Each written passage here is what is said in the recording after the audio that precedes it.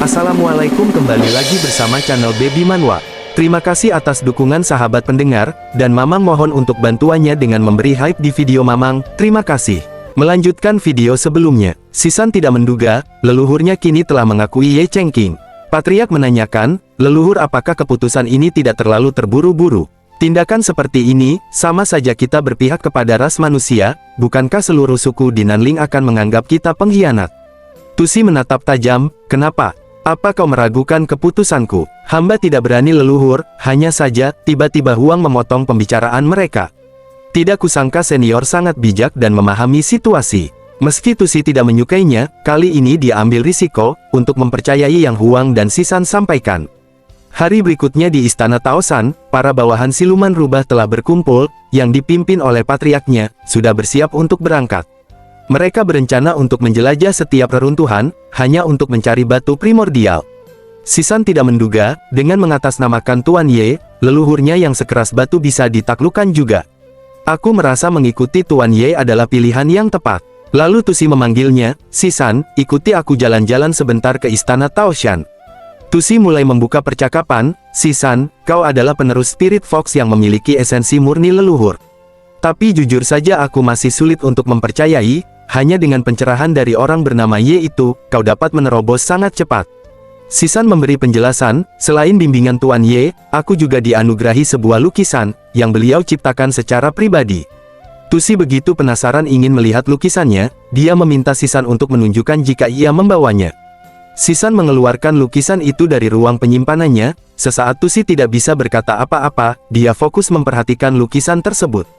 Karena saking silaunya Tusi tidak bisa lama-lama melihatnya, dia merasakan aura Dao yang begitu kuat terkandung di dalamnya. Tiba-tiba sebuah cahaya keluar dari lukisan itu dan masuk ke dalam tubuhnya. Apa yang terjadi? Kenapa dadaku terasa sesak? Tidak lama Tusi kesakitan lalu memuntahkan seteguk cairan merah. Sisan begitu panik karena leluhurnya yang ambruk, dia bergegas menolong, leluhur, apa Anda baik-baik saja?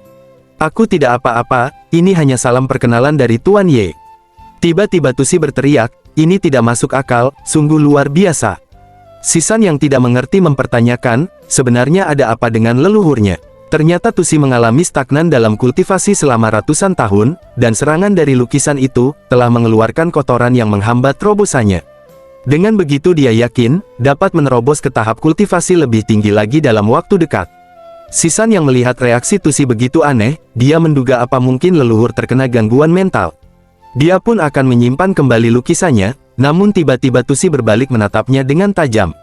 Lalu dia mencengkram kuat leher Sisan, jika aku bisa memiliki lukisan ini, aku tidak akan khawatir dengan apapun lagi. Lukisan tersebut berbicara, rubah kecil, kau berani sekali bertindak di hadapanku. Lukisan itu menyerang Tusi sampai dia mengerang kesakitan, Tusi pun tersadar dengan ekspresi yang begitu ketakutan. Kejadian sebelumnya adalah tindakan demon di dalam tubuh Tusi, yang mendorongnya untuk melakukan kejahatan. Dan Sisan kembali menyimpan lukisannya, tanpa ia sadari, wujud spiritual Ye Chengqing mengancam Tusi agar jangan bertindak macam-macam. Untuk saat ini kau kulepaskan, aku harap kau tahu diri dan bisa menjaga sikapmu. Dengan tubuh yang gemetaran Tusi menuruti perkataannya, dalam hati dia bergumam, itu peringatan dari senior Ye, aku jangan sampai melanggarnya, jika tidak nyawaku bisa lenyap kapan saja. Harus kuakui bakat Sisan memang jauh lebih tinggi dariku, di usianya nanti, dia pasti akan menjadi Demon Emperor sejati. Aku memang harus mengakui bahwa aku sudah tua, dan sekarang sudah eranya Gen Z yang meneruskan. Tusi pun hendak pergi begitu saja, namun tiba-tiba Sisan mengatakan sebuah teori tentang dirinya dan Ye Chengqing. Leluhur, aku mencurigai bahwa Tuan Ye memiliki sebuah ikatan dengan klan Spirit Fox. Apa maksudmu? Leluhur juga tahu saya mewarisi garis keturunan kuno, bahkan penampilan kami pun sangat mirip. Memang benar, itu rahasia yang hanya diketahui oleh para petinggi Spirit Fox, tapi apa hubungannya dengan senior Ye? Lanjut Sisan mengatakan, kekuatan Tuan Ye tidak terduga, dia pasti sudah berada di dunia ini selama jutaan tahun lalu. Karena selama Sisan bersamanya, Tuan Ye selalu baik dan memperhatikan Sisan. Begitu banyak orang di klan kita, tapi kenapa Tuan Ye hanya memilih Sisan? Situ begitu terkejut mendengar teori konspirasi itu, benar juga, bagaimana Tuan Ye bisa mengendalikan keberuntungan klan Spirit Fox, yang lalu dia wariskan kepadamu. Lanjut Sisan berkata, apa mungkin Tuan Ye, sebenarnya mengenali sosok leluhur Spirit Fox, yang mirip denganku? Tusi nampak sumringah dengan cara berpikir Sisan, yang terdengar olehnya teori itu sangat masuk akal. Diceritakan sebelum dunia terpecah belah, dan semua ras hidup saling berdampingan. Para perempuan dari ras siluman rubah, banyak diminati oleh para kultivator. Tusi menduga, mungkin saja senior Ye adalah kekasih leluhurnya terdahulu. Tusi pun mewajibkan Sisan untuk mendapatkan hati senior Ye, merasa dapat dukungan penuh dari leluhurnya. Sisan nampak semangat. Mohon leluhur jangan khawatir, Sisan akan melakukan yang terbaik. Singkat cerita 9 hari kemudian, para bawahan yang diutus oleh leluhur Tusi telah kembali, namun mereka tampak terluka. Semuanya meminta patriark klan, untuk membalaskan orang yang telah menghajar mereka. Tidak lama datang Huang berteriak, pagi-pagi sudah ribut, ada apa ini? Sisan kebingungan, melihat wajah mereka yang pada babak belur. Para bawahan melaporkan, hampir kehilangan nyawa saat mencari batu primordial. Mereka berpapasan dengan klan Black Tiger yang langsung menyerangnya. Bahkan Black Tiger berkolusi dengan suku lain, dan terus-menerus mencari masalah dengan rombongan siluman rubah. Huang yang geram dia bertanya, apa mereka tidak tahu bahwa kalian bekerja atas perintahku? Para bawahan tidak berani memberitahu tentang itu, karena sosok Huang justru yang mereka sangat benci.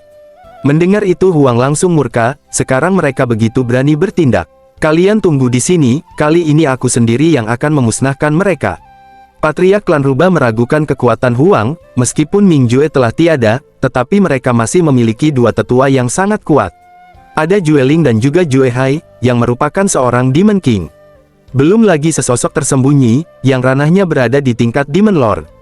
Tusi memikirkan jika tidak ikut membantu Huang, maka dia pasti akan menyimpan dendam kepada klannya. Tusi tidak ingin ada masalah dengan Ye Chengqing di masa depan, lalu Huang berkata, bagaimana menurut kalian tindakanku? Aku di sini sedang membela klan kalian. Patriark bingung memutuskan apa yang harus dikatakan, namun tiba-tiba Tusi menyampaikan dengan tegas, aku setuju dengan usulanmu. Sontak Patriark begitu terkejut, tidak menduga leluhurnya kini mendukung penuh Huang. Para bawahan mengingatkan Tusi untuk memikirkan keputusan kembali, namun dia balik membentak mereka. Sudah cukup, jika kita terus-menerus diam, mereka akan semakin merendahkan kita. Ketika kesabaranku sudah habis, aku sendiri yang akan meminta penjelasan kepada mereka. Huang bertepuk tangan melihat tindakan Tusi, tidak kusangka, kau juga orang yang emosional. Emosional apanya? Aku hanya tidak ingin salah memilih pihak. Setelah mendapat dukungan dari Tusi, Huang memutuskan untuk menyelesaikan dulu masalah ini, sebelum fokus mencari batu primordial. Mereka langsung melesat terbang, menyerang klan Black Tiger hanya bertiga. Pindah ke Gunung Weihu, para bawahan klan Black Tiger melihat sebuah cahaya dari atas langit, yang melesat cepat. Apa itu? Seperti kembang api, siapa yang sedang hajatan? Sial, kenapa cahaya itu menuju kepada kita? Huang dan yang lainnya mendarat sekaligus, sampai menimbulkan kehancuran di permukaan. Para bawahan klan Black Tiger semua berhamburan, lalu Huang berteriak lantang. Para kucing hitam, keluar kalian dan terima ajalmu. Tidak lama muncul 3 orang, yang dipimpin oleh Ming Yan, anjing hitam rupanya itu kau. Huang memprovokasi Ming Yan, dia membahas saat hari pernikahannya yang gagal karena ulahnya. Ming Yan yang kesabarannya setipis tisu begitu murka, tidak pakai lama dia langsung menerjang, dan melontarkan serangan api hitam kepada Huang. Situ mengingatkan agar berhati-hati, api itu sangat berbahaya, dia begitu cemas lalu meneriaki Huang untuk segera menghindar.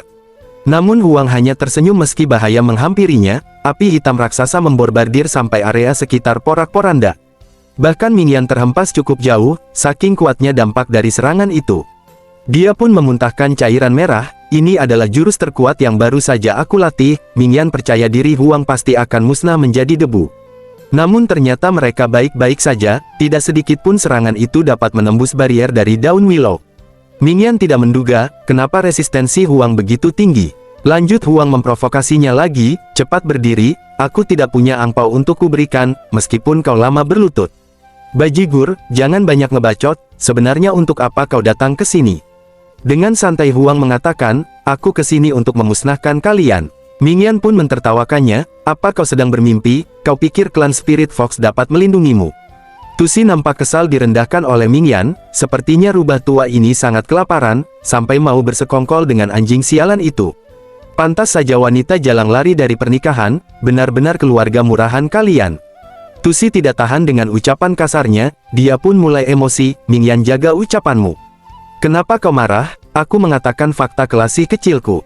Amarah Tusi sudah tidak terbendung lagi, dia menunjukkan kekuatannya hendak melancarkan serangan. Mingyan, akan kuratakan kalian semua dengan tanah. Tiba-tiba muncul lagi orang-orang dari klan Black Tiger, beraninya kami tidak akan membiarkanmu bertindak seenaknya. Huang pun angkat bicara, di mana kucing hitam Ming Juechang itu. Dia berani membuat keributan di halaman kediaman tuanku, dan akhirnya dia dikembalikan ke wujud semulanya hanya dengan satu tepukan tangan. Kebetulan tuanku sangat lapar, tanpa berbelas kasih beliau melahap leluhur kalian, menjadikannya hidangan makan siang. Aku juga beruntung sekali, mendapat beberapa potong dagingnya. Sangat enak dan bergizi, bahkan sekarang air liurku menetas hanya memikirkannya. Tusi teringat dengan ucapan peramal Tuan Qiuling, mungkinkah api yang dia maksud itu adalah kematian Ming Juechang yang telah dipanggang. Tubuh fisiknya sangatlah keras, bahkan setara dengan harta tertinggi.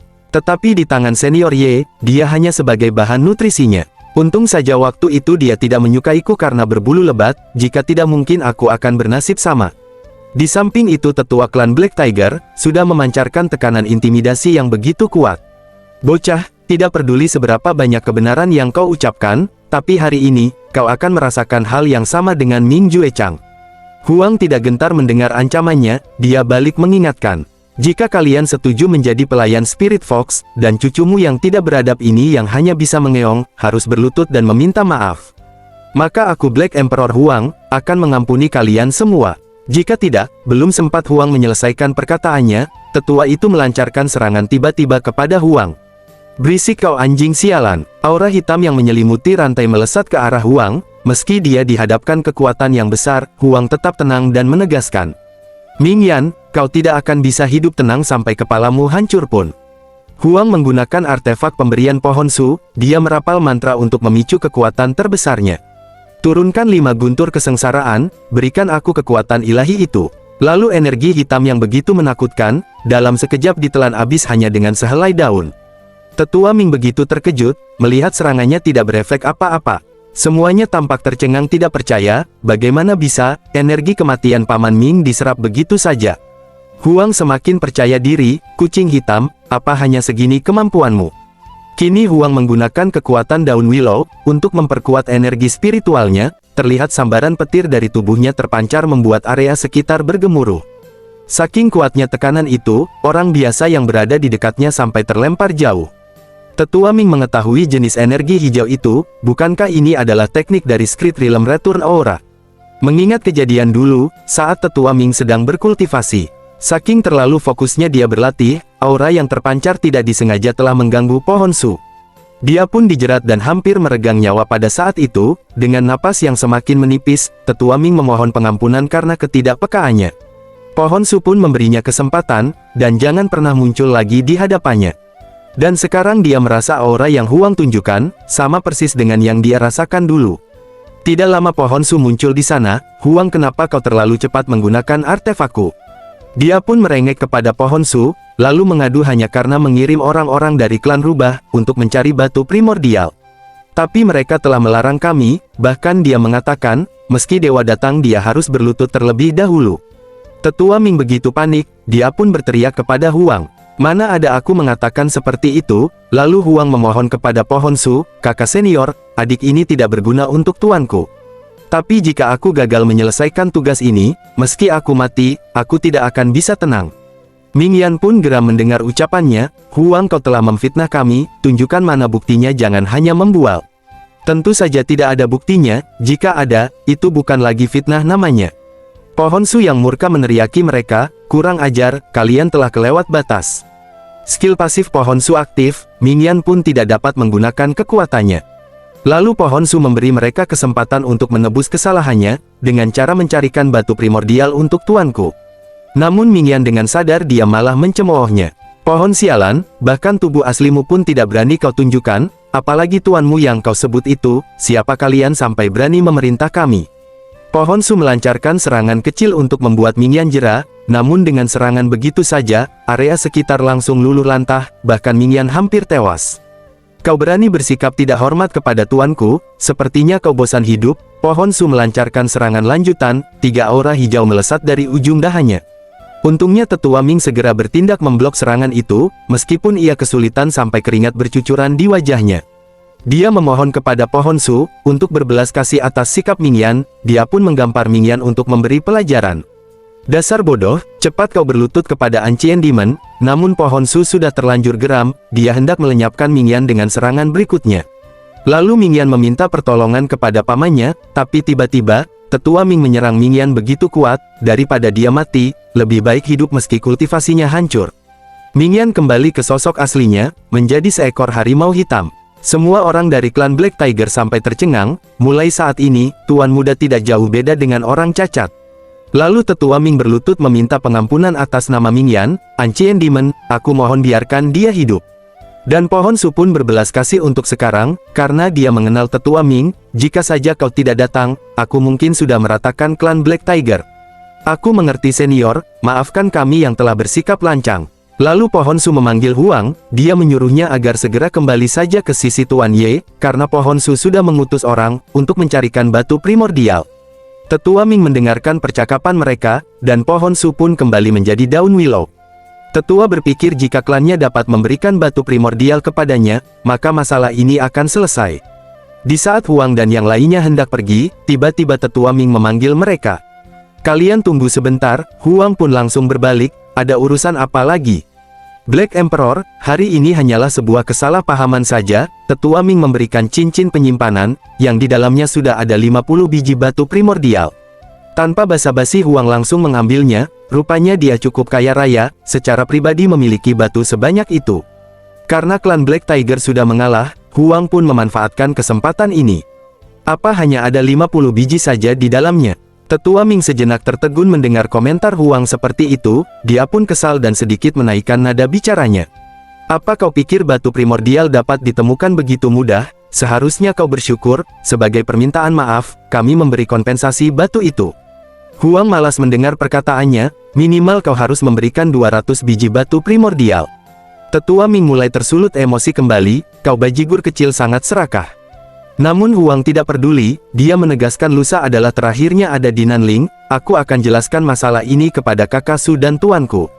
Jika batu itu tidak ada, kalian tanggung sendiri akibatnya. Singkat cerita 2 hari kemudian, batu yang diminta Huang akhirnya diberikan berjumlah 150 biji. Jadi total semuanya ada 200 batu primordial di tangan Huang. Lumayan juga. Lanjut dia pun memasukkan semuanya ke dalam cincin penyimpanan.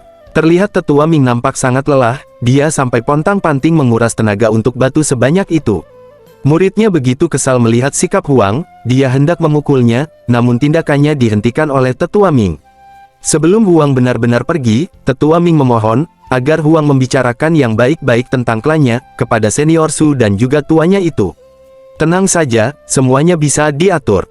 Kemudian Sisan pun berpamitan kepada leluhur Tusi untuk segera kembali ke kediaman Tuan Ye. Tusi berpesan untuk Sisan, setelah kau sampai di sana, berlatihlah dengan sungguh-sungguh di sisi senior Ye.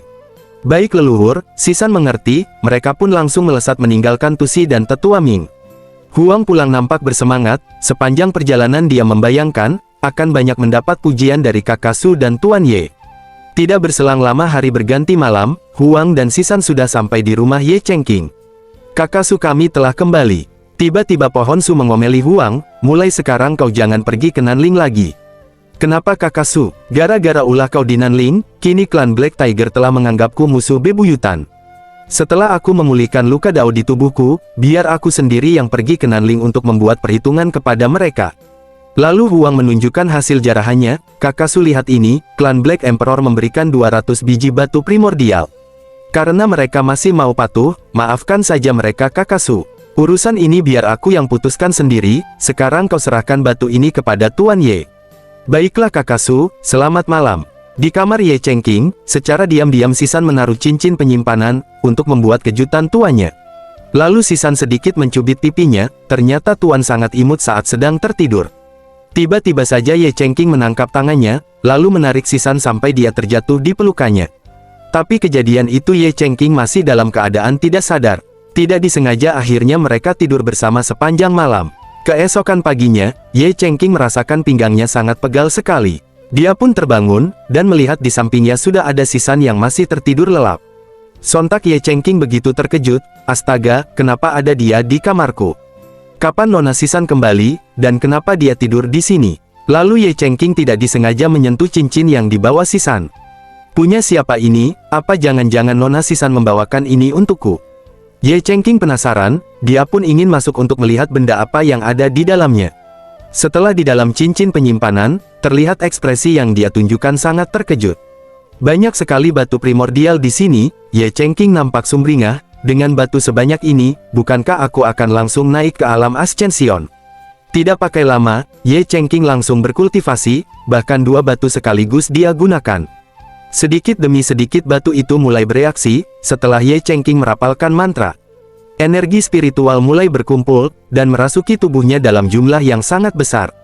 Ye Chengqing merasakan energi yang begitu kuat mengalir di setiap nadinya. Terlihat wujud Bodhidharma muncul, di samping itu, di luar ruangan terjadi hembusan angin yang sangat kencang. Senior Su, apa yang sebenarnya sedang terjadi? Sepertinya kali ini Tuan sedang mulai berkultivasi dengan batu itu. Lihat, angin spiritual itu bahkan berhembus ke arah kita. Pindah dulu ke tanah suci Taixuan, para murid di sana berlarian pontang-panting, terkena dampak dari angin spiritual. Di dalam aula agung Taixuan, para tetua nampak kebingungan, kenapa energi spiritual di sini tiba-tiba menghilang. Tidak mungkin, leluhur telah membangun formasi pengumpul aura, juga penyimpanan raksasa untuk menampung banyak energi spiritual. Tapi tetap saja, meski adanya itu tidak dapat menghentikan hilangnya aura dari langit dan bumi. Tidak lama muncul Master Chang, selamat pagi para juniorku. Karena angin yang berhembus kencang di luar, rambut panjang Master Chang menutupi wajahnya. Holy Lord, apakah ini penampilan baru? Kelihatannya Anda nampak keren.